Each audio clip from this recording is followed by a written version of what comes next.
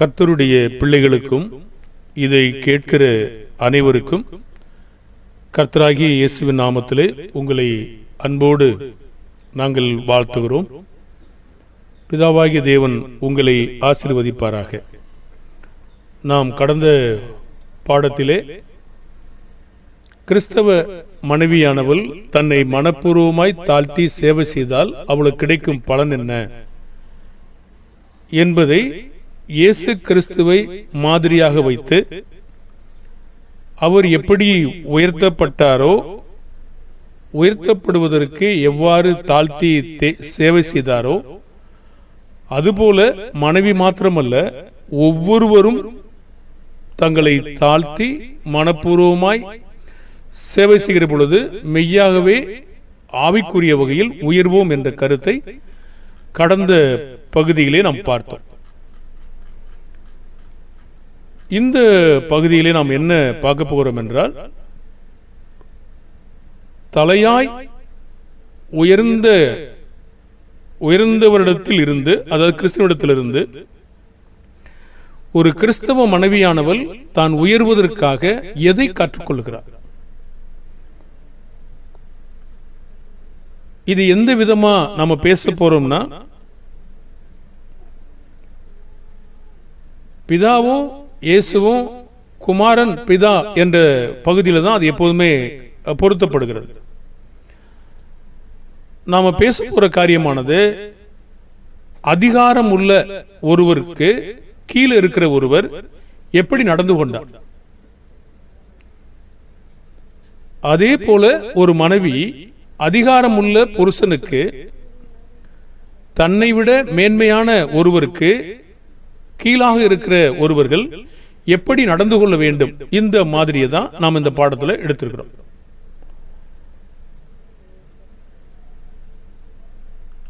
அப்படியானால் இயேசுவானவர் யோவான் 8:29 இயேசுவானவர் பிதாவுக்கு பிரியமானவைகளை எப்பொழுதும் செய்கிறபடியால் அவரை தனியே இருக்க விடவே இல்லை. காரணம், அவர் பிதாவுக்கு பிரியமானவைகளை தான் எப்பொழுதுமே செய்தார். அதனுடைய கருத்தானது அவருக்கு பிரியமாய் இருந்தது எப்படி நமக்கு தெரியும் என்றால், அவர் என்ன சொன்னாரோ அதைத்தான் இயேசு செய்தார். நாம் எந்த கருத்தில் பார்க்கிறோம்னா, இயேசுவானவர் தலையானவர் பிதாவானவர். இப்ப பிதாவானவர் சொல்ல செய்ய காண்கிறது எதுவோ அதையே என்று தாமாய் ஒன்று செய்யல. அதே போல ஒரு புருஷனுக்கு, மனைவிக்கு ஒரு புருஷன் தலையா இருக்கிறார். இந்த கருத்து தான் நம்முடைய பாடத்தில் தலையாய் உயர்ந்தவிடத்திலிருந்து ஒரு கிறிஸ்தவ மனைவியானவள் தான் உயர்வதற்காக எதை கற்றுக்கொள்கிறாள் என்ற பாடத்தை நம்ம அமைச்சிருக்கிறோம். யோவான் 5:30 இயேசு சுயமாவே ஒண்ணுமே செய்யல. யோவான் 12:49 நான் சுயமாய் பேசவில்லை, நான் பேச வேண்டியது இன்னதென்றும் உபதேசிக்க வேண்டியது இன்னதென்றும் என்னை அனுப்பின பிதாதாமே எனக்கு கட்டளையிட்டார். அப்போ யோவான் 8:42 அவர் பிதாவினிடத்திலிருந்து தான் வந்திருக்கிறார், சுயமாய் வரவில்லை.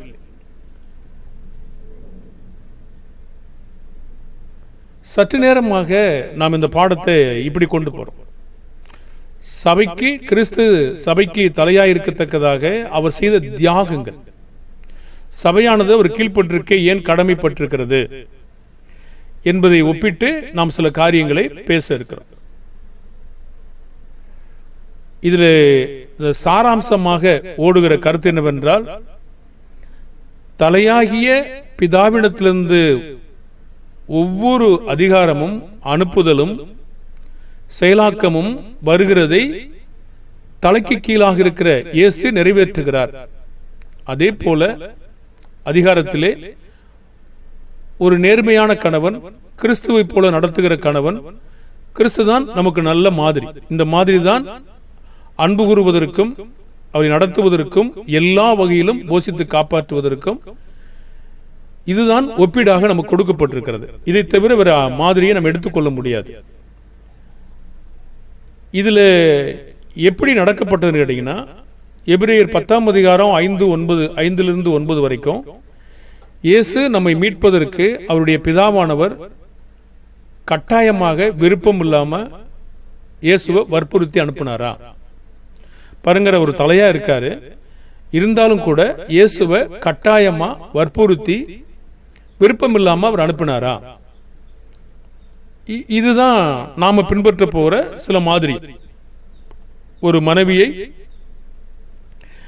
எப்படி தன்னுடைய வேலைகளை செய்ய வேண்டும் என்பதுதான் நம்ம மனப்பூர்வமாக செய்ய வேண்டும் என்பதுதான். அப்ப இயேசுவானவர் உலகத்தில் பிரவேசிக்கிற காலத்தில் பிதாவானவர் எதை விரும்பவில்லை என்றால் பலியும் காணிக்கையும் விரும்பவில்லை. ஒரு சரீரத்தை அவருக்கு ஆயத்தம் பண்ணியிருக்கார்.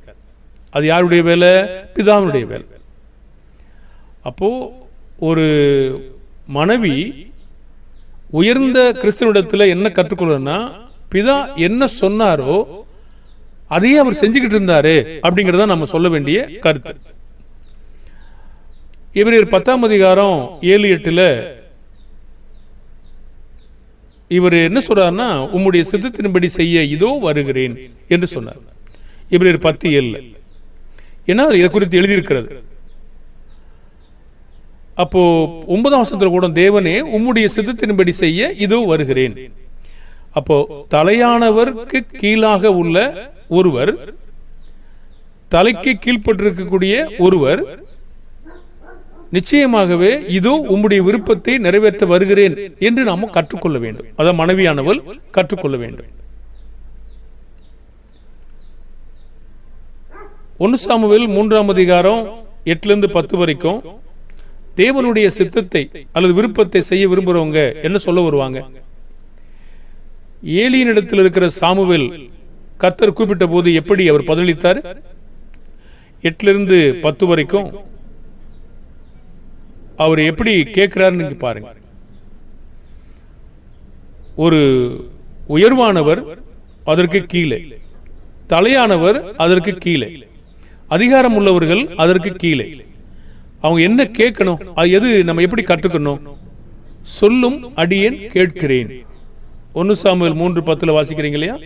அப்பொழுது கர்த்தர் வந்து நின்று முன்பு போல சாமுவேலே என்று கூப்பிட்டார். அதற்கு சாமுவேல் சொல்லும் அடியேன் கேட்கிறேன். இதுதான் நாம கற்றுக்கொள்ளுகிற, ஸ்திரீயானவர்கள் கற்றுக்கொள்ளுகிற பெரிய வேலைகள். சொல்லும் நான் கேட்கிறேன் அப்படிதான் சொல்லணும். அதிகாரம் உடையவர்களுக்கு கீழாக இருக்கிறவங்களும் தலையானவர்களுக்கு கீழாக இருக்கிறவங்களும் இதுதான் அவங்க சொல்லணும். ஆபிரகாமை கர்த்தர் கூப்பிட்ட போது என்ன சொன்னார்? ஆதியாகமம் 22:11 இதோ அடியேன் என்றான். ஆபிரகாமே ஆபிரகாமே என்று கூப்பிட்டார். அவன் இதோ அடியேன் என்று சொன்னான். அப்போஸ்தலர் 2:37 தேவனுடைய சத்தம் மனமாற விருப்பமுள்ள இஸ்ரவேலுக்கு துணித்த போது அவங்க பிரதி உத்தரமாக எப்படி சொன்னாங்க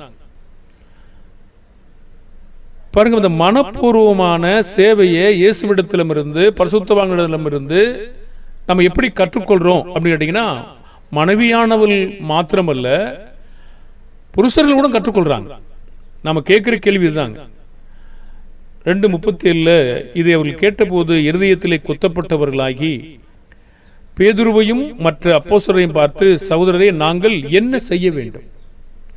அப்போ ஒரு மனைவியானவள் புருஷனுக்கு கீழ்பட்டிருக்கிறவள், கிறிஸ்தனுடைய மாதிரியை பின்பற்றுகிற ஒரு புருஷன் அழைக்கிற பொழுது, பேசும் பொழுது, கற்றுக் கொடுக்கிற பொழுது என்ன கேட்கணும்? சொல்லும் அடியேன் கேட்கிறேன். சொல்லும் நாங்கள் என்ன செய்ய வேண்டும்? எது உம்முடைய விருப்பம்? உம்முடைய சித்தம் என்ன? நாம் இப்படிதான் கேட்கணும், அப்படிதான் கற்றுக்கொள்ளணும். அப்போஸ்தலர் 9:4-6 வரைக்கும் சவுல் என்னப்பட்ட பவுல் இயேசுவிடம் என்ன கேட்டாரு? அப்போஸ்தலர் 9:4-5-6 அவன் தரையில விழுந்தார். அப்பொழுது சொல்றாரு, சவுலே சவுலே நீ என்னை ஏன் துன்பப்படுத்துகிறாய் என்று தன்னுடனே சொல்லுகிற ஒரு சத்தத்தை கேட்டான். அதற்கு அவர் கேட்கிறாரு, ஆண்டவரே யார் என்றார். தெரியல. இப்ப நீர் யார் என்றார். அதற்கு கர்த்தர் நீ துன்பப்படுத்துகிற இயேசுன்னு சொன்ன உடனே, முள்ளில் உதைக்கிற கடினம் சொன்ன உடனே என்னாச்சு? அவரு நடுங்கி திகைத்திட்டார். அவருக்கு மேல தலையா இருக்கிறவர் என்பதை பார்த்து கண்டுபிடிச்ச மாத்திரத்துல அவர் உடனே கேட்டார், ஆண்டவரே நான் என்ன செய்ய விருப்பமாய் இருக்கிறீர்? அது சித்தமாய் இருக்கிறீர். இததான் ஒவ்வொரு கிறிஸ்தவ மனைவியும் கற்றுக்கொள்ளணும். எதிர்த்து பேசாம, பதில் பேசாம, என்ன செய்ய சித்தமா இருக்கிறீர் இப்படி கேட்கணும். ஏன்னா ஒரு சபையானது இப்படிதான் கேட்கணும். இயேசுவானவர் இப்படிதான் கேட்டாரு.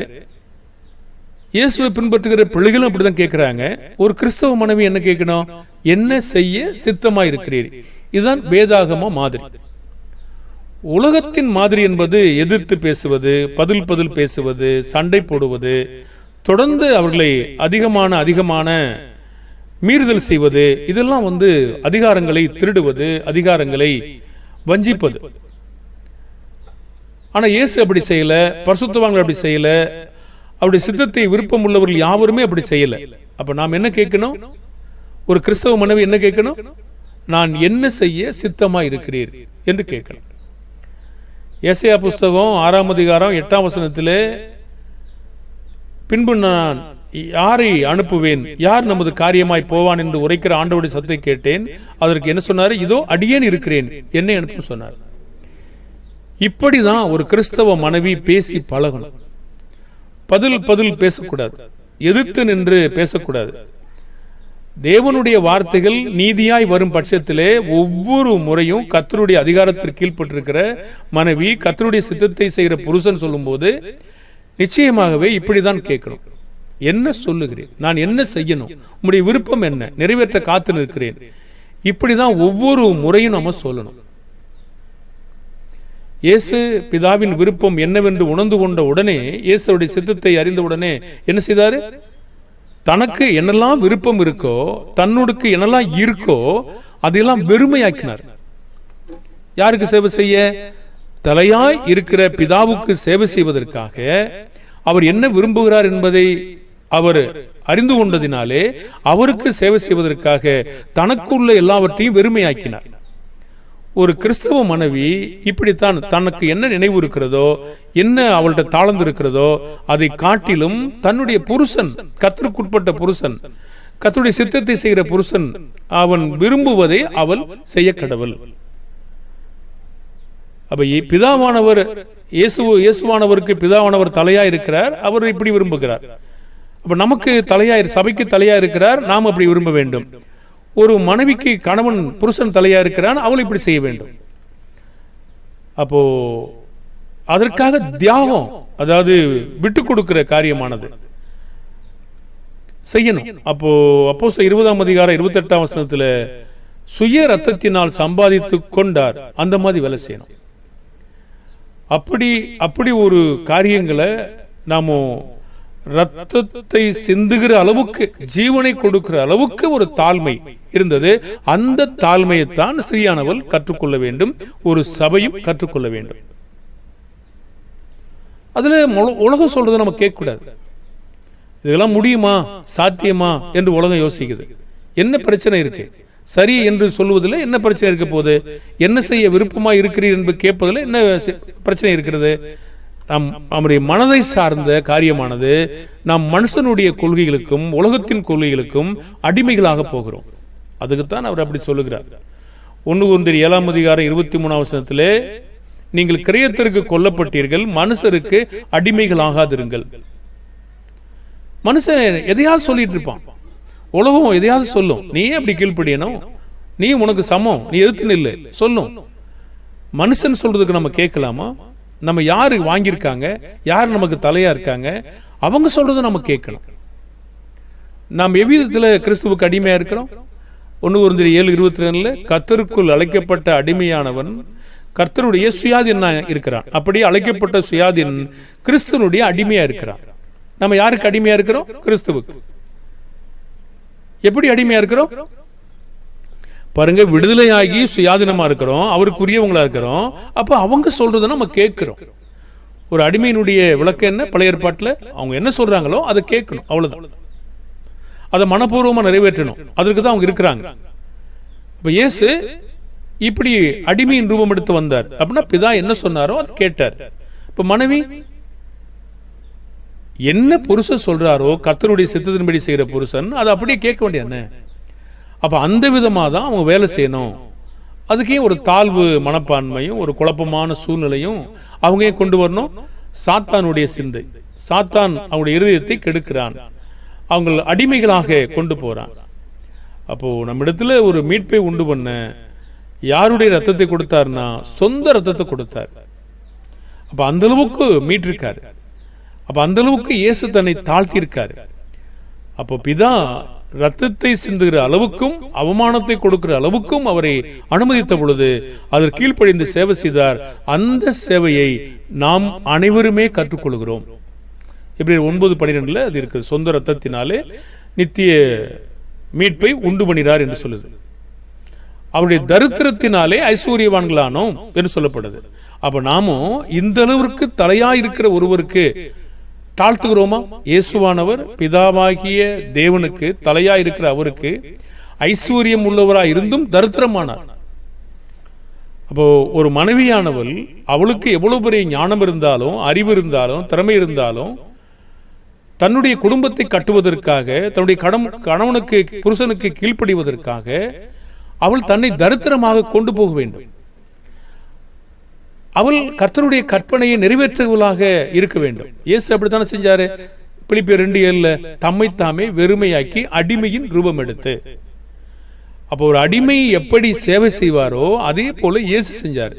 நாம ஏன் தேவனுடைய வார்த்தை கீழ்ப்படிய கஷ்டப்படுறோம்? நம்முடைய மனது உலகமானது நமக்கு தவறான வழிகளை கற்றுக் கொடுத்திருக்கிறது. அதனாலே நான் ஒரு அடிமையா என்று யோசிக்கிறோம். அடிமையை போல நாம செயல்படணும். இயேசு பிதாவுக்காக அப்படி செயல்பட்டார். ஒரு சபையானது அப்படி செயல்படணும். ஒரு மனைவியானவளும் அப்படிதான் செயல்படணும். ஏன்னா அவர் அதற்காக தியாகம் செஞ்சு இப்படி வேலை செஞ்சிருக்காரு. அதே மாதிரி ஒரு புருஷனும் தனக்காக தன்னுடைய மனைவியை ஆதாயப்படுத்த அநேக வேலைகள் செய்திருக்க கூடும். குற்றமில்லாத 1 பேதுரு 1:19 எபேசியர் 5:2 பார்த்தீங்கன்னா குற்றமில்லாத ஆட்டுக்குட்டியாயிருந்து பிதா தலையாகிய பிதாவுக்கு நம்மிடத்தில் அன்பு கூர்ந்து சேவை செய்தார். அப்போ நாமளும் கூட அந்த அன்பை உணர்ந்தவர்களாக செய்யும் பொழுது என்ன செய்யப்படுவோம்? சரி, இயேசு இவ்வளவு வேலைகளை செய்தார் இல்லையா? தன்னுடைய தலையாகிய பிதாவுக்கு இவ்வளவு வேலை செய்தார் இல்லையா? அதனால என்ன ஆனார் அவரு? பிலிப்பியர் 2:9-11 வரைக்கும் ஆதலால் தேவன் எல்லாவற்றுக்கும் மேலாக உயர்த்தி இயேசுவின் நாமத்தினாலே வானோர் பூதலத்தோர் பூமியின் கீழானுடைய முழங்கால் யாவும் முடங்கும்படிக்கு. இந்த அதிகாரத்தை ஏன் பெற்றார்? அவர் தாழ்த்தினபடியினாலே. ஒரு மனைவியானவள் புருஷனுக்கு தன்னை தாழ்த்தினால் அவளுக்கு ஒரு ஆவிக்குரிய வகையில் அதிகாரம் கொடுக்க மாட்டார் என்று சொல்ல முடியுமா? சொல்ல முடியாதா? சொல்ல முடியும் தானே. நமக்கு அது கிடைக்கும் என்றால் அவங்களுக்கு கிடைக்கத்தானே செய்யும். அப்ப யார் ஒருவர் தனக்கு கொடுக்கப்பட்ட பொறுப்பிலே தாழ்மையாய் தலையானவர் கீழாக சேவை செய்கிறார்களோ நிச்சயமாகவே கிடைக்கப்படும். இயேசு தலையாகவா பிறந்தார்? தலையாக தந்தாரா? எவ்வளவுக்கு மேலாக அப்படி செய்தார்? எபேசியர் 1:20-23 வரைக்கும் எல்லா துறைத்தனத்துக்கும் அதிகாரத்துக்கும் வல்லமைக்கும் கர்த்தத்துவத்துக்கும் இம்மையில் மாத்திரமல்ல மறுமையிலும் பெயர் பெற்றிருக்க எல்லா நாமத்துக்கும் மேலாய் உயர்ந்திருக்கத்தக்கதாக உட்காரும்படி செய்தார். எதற்காக? தாழ்த்தினபடியால். யாருக்காக? தலையானவருக்காக. அப்ப நமக்கு என்ன சொல்லுது? நாம அப்படிதான் தாழ்த்து வேலை செய்யணும். அது மாதிரி அப்ப அதற்காக அவர் முதற் பேராக அவர் நிறுத்தினார், முதற் பிறந்தவராக ஆக்கினார். இதெல்லாம் சேவை, நாம் கற்றுக்கொள்ளுகிற மாதிரி. அப்போ கிறிஸ்து எவ்விதத்தில் சபைக்கு தலையா செயல்படுகிறாருங்க? கிறிஸ்து சபைக்கு தலையா இருக்கிறது போல புருஷனும் மனைவிக்கு தலையா இருக்கிறான் போல. அப்போ ஒரு மனைவி தன்னுடைய புருஷன் கிறிஸ்து எப்படி தலையா இருக்காரோ அதே போல இருக்கிற புருஷனுக்கு அவள் கீழ்பட்டு தாழ்ந்த சேவை செய்யும் பொழுது நிச்சயமாகவே அவள் உயர்த்தப்படுவாள். ஒரு சபையானது தலையை பற்றி கொள்ள வேண்டும். ஒரு மனைவியானவள் தன் தலையை பற்றி கொண்டிருக்க வேண்டிய அவசியம் இருக்கிறது. ஒரு இயேசுவானவர் கொலோசியர் 2:18 அது. யோவான் 5:57 பிதாவினால் இயேசு பிழைத்தார். அதே போல அந்த அதிகாரம் உள்ளவற்றிலிருந்து ஒவ்வொரு காரியத்தையும் கற்றுக்கொண்டு அதனாலே பிழைப்பது அந்த தலையை மேன்மைப்படுத்துவதாக இருக்கும். யோவான் 5:6-57 மணிக்கும். இப்போ மணவாளனின் மாதிரி தன்னுடைய மணவாட்டியை ஆதாயப்படுத்த என்ன செய்தார்? இது ஒரு மணவாளனாகிய கிறிஸ்து மணவாட்டியாகிய சபைக்காக அவர் நியாயத்திற்கு ஜெயங்கெடுக்கிற வரைக்கும் பாடுபட்டார். இதனாலே அவர் உயர்த்தப்பட்டார். இதெல்லாம் யாருக்காக? பிதா என்ன சொன்னாரோ அதையே செய்தார். பிதா யார்? இயேசுவுக்கு தலை. அப்ப சபைக்கு யார் தலை? கிறிஸ்து தலை. புருஷனுக்கு மனைவிக்கு யார் தலை? புருஷன். இந்த நியமத்துல தான், இந்த விதத்துல தான் நம்ம பேசிட்டு வரோம். அப்ப இயேசு இந்த உலகத்திற்கு வரும்பொழுது பிதாவுக்காக ஊழியம் கொள்ளாம அவர் ஊழியம் செய்து காட்டும்படி வந்தார். ஒரு புருஷன் அவ்வாறு நடக்கிற புருஷனுக்கு, ஊழியம் செய்கிற புருஷனுக்கு, சேவை செய்கிற புருஷனுக்கு ஒரு மனைவியானவள் அந்த அதிகாரத்திற்கு கீழ்ப்படிய என்ன பிரச்சனை இருக்கிறது? அங்கிருந்து அவள் கற்றுக்கொள்கிறார். உங்களுக்குள்ளே யாராவது, நான் மத்திய 10:25 அது பார்த்தோம், மத்திய 20:26 படிச்சு 27 படிக்கிறோம். எவனாகிலும் பெரியவனா இருக்க விரும்பினால் அவன் உங்களுக்கு பணிவிடைக்காரனாக இருக்க கடவன்.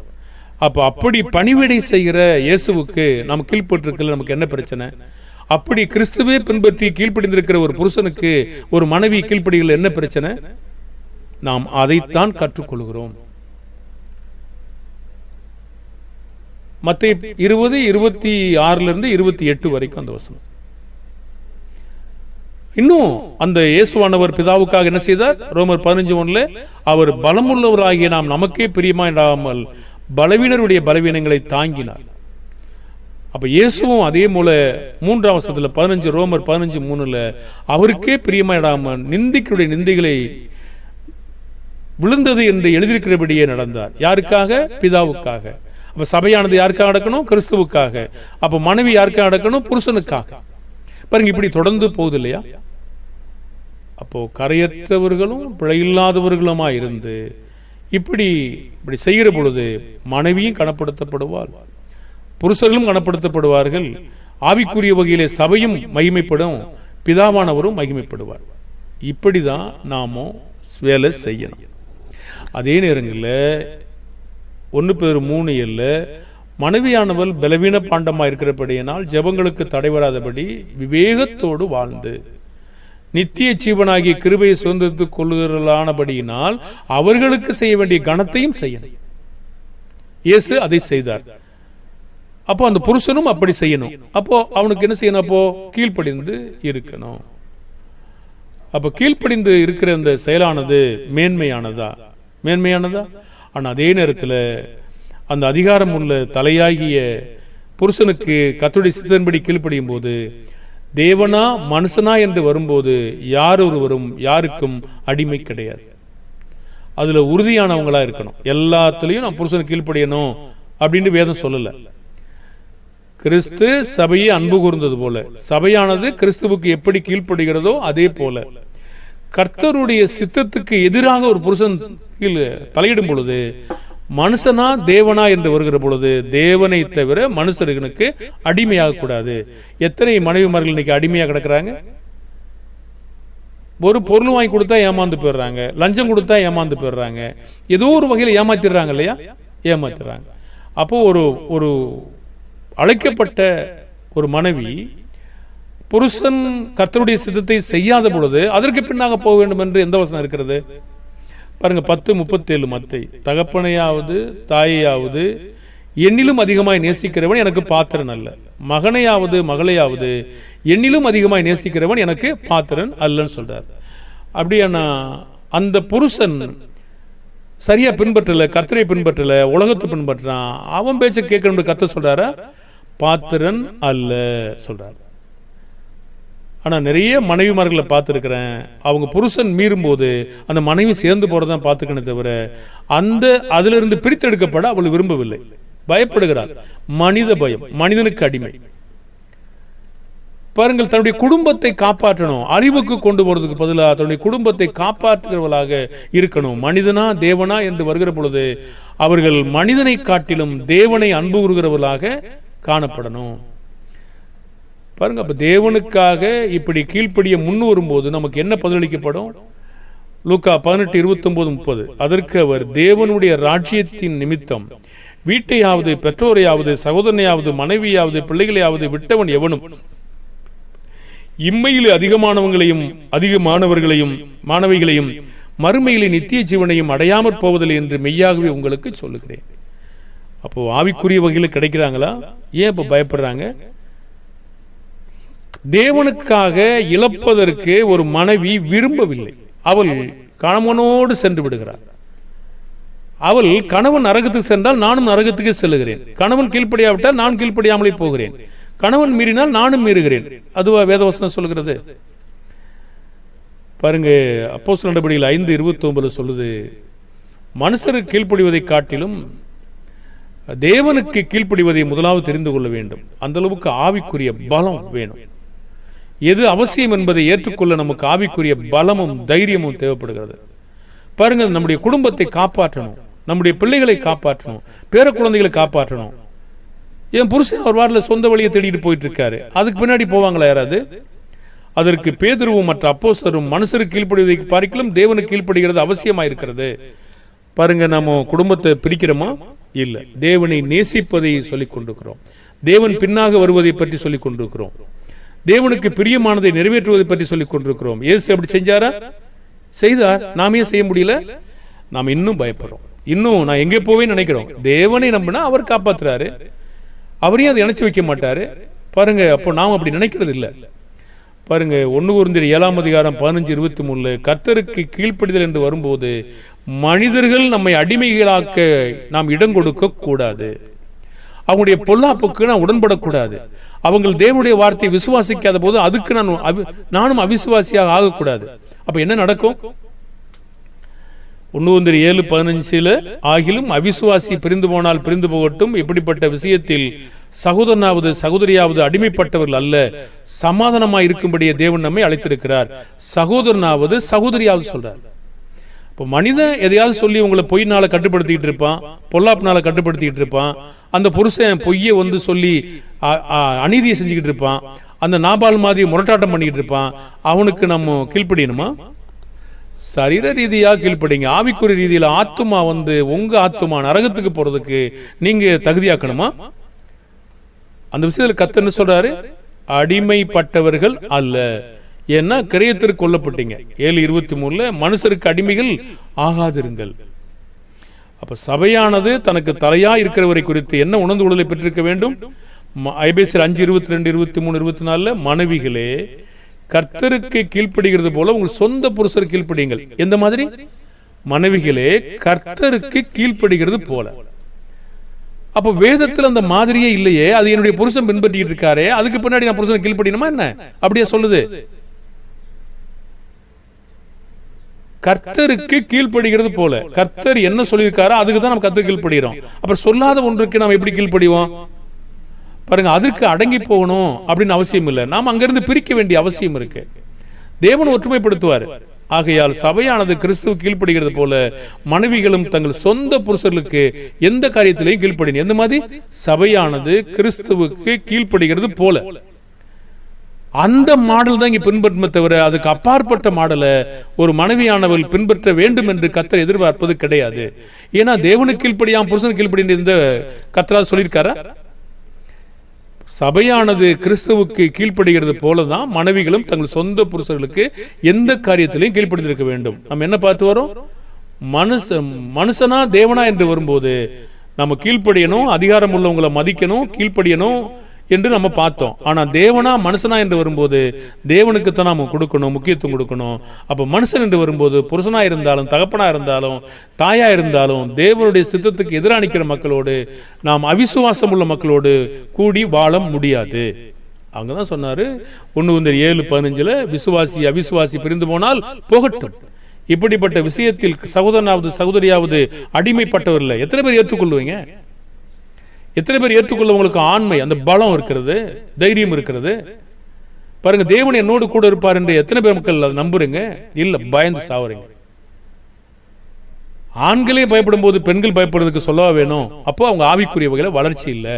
மனிதனுக்காக அடிமைகளாக அவங்க என்ன செய்றாங்க? அடிமைகளாக உண்டாக்கி இருக்கிறாங்க. அப்படியே நம்ம செய்யணும்? அப்படி இருக்க வேண்டிய அவசியம் கிடையாது. ஆக நாம இதுல இருந்து என்ன கற்றுக்கொள்றோம்னா, எபேசியர் 5:24 சபையானது கிறிஸ்துவுக்கு கீழ்ப்படுகிறது போல மனைவிகளும் தங்கள் சொந்த புருஷருக்கு எந்த காரியத்திலையும் கீழ்ப்படியணும். எந்த காரியம் மட்டும் எடுக்கக்கூடாது. சபையானது கிறிஸ்துவுக்கு கீழ்ப்படுகிறது போல தேவனுடைய சித்தம் இல்லாத கிறிஸ்துவனுடைய சித்தம் இல்லாத எந்த ஒரு காரியத்திலும் ஒரு மனைவி கீழ்ப்படிய வேண்டும் என்று கர்த்தர் எதிர்பார்க்கிறது கிடையாது. உதாரணம், முரட்டாட்டமா இருக்காங்க, அவிசுவாசமா இருக்கிறாங்க, கர்த்தருடைய வார்த்தையை மதிக்கிறது இல்லை, கர்த்தருடைய வேலைகளை செய்யறது இல்லை, கர்த்தருக்குடைய சித்தத்தை அவங்க விரும்புறது இல்லை, அவங்க சொந்த விருப்பத்தை செஞ்சுட்டு இருக்காங்க. அவங்களோட ஒத்து போன்று கர்த்தர் விரும்புறாரா? நிச்சயமாக இல்லை. பாருங்க, சரீரம் என்று வருகிற போது அதுக்கு விதிமுறை தனியா இருக்கு. ஆத்மா என்று வரும்போது அதுக்கு விதிமுறையை தேவன் தனியா வச்சிருக்கார். அப்போ தேவனுடைய பிள்ளைகளை நாம் என்ன பார்த்தோம் என்றால், தலையாய் உயர்ந்தவரிடத்திலிருந்து ஒரு கிறிஸ்தவ மனைவியானவள் தான் உயர்வதற்காக எதை கற்றுக்கொள்ள வேண்டும்? அப்ப இயேசுவானவர் தலையாய் உயர்ந்தார்.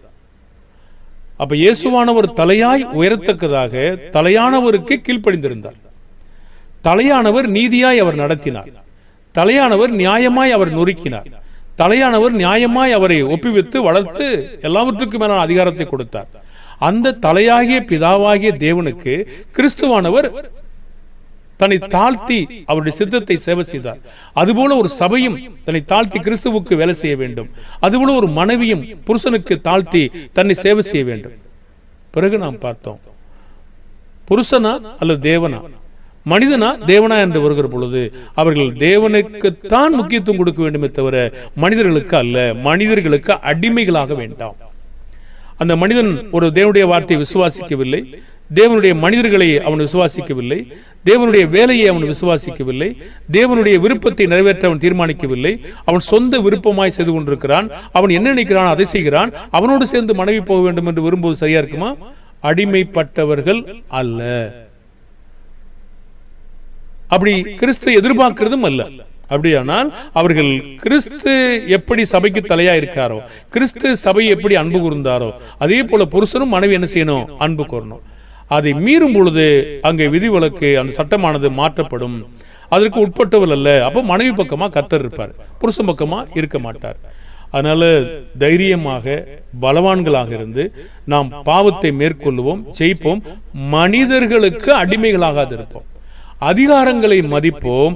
ஆனால் அந்த அதிகாரம் வரையறைக்கு மீறும் பொழுது நாம் தேவனை காட்டிலும் மனிதனை காட்டிலும் மன்னிக்கணும், மனிதனை காட்டிலும் தேவனுக்கு கீழ்ப்படுவோமாக தேவனுடைய சித்தத்தை செய்வோம். கர்த்தர் நம்மை ஆசீர்வதிப்பாராக. நன்றி. நாம் செபிப்போமா?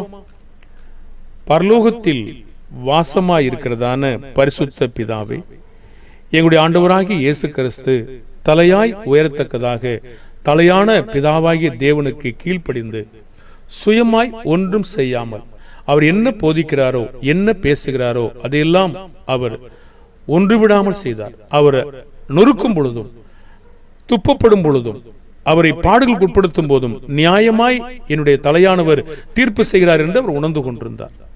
அதே போல ஒரு சபையானது கிறிஸ்துவுக்கு சேவை செய்யும் போது இவ்வாறு உணர்ந்து கொள்ள உதவி செய்யும். அதை பின்பற்றி ஒரு மனைவியும் தன்னுடைய புருஷனுக்கு சேவை செய்யவும் அவள் காத்திருக்க உதவி செய்யும். அந்த மாடல்களை பின்பற்றி அவ்வாறான காரியங்களை கற்றுக்கொள்ள உதவி செய்யும்.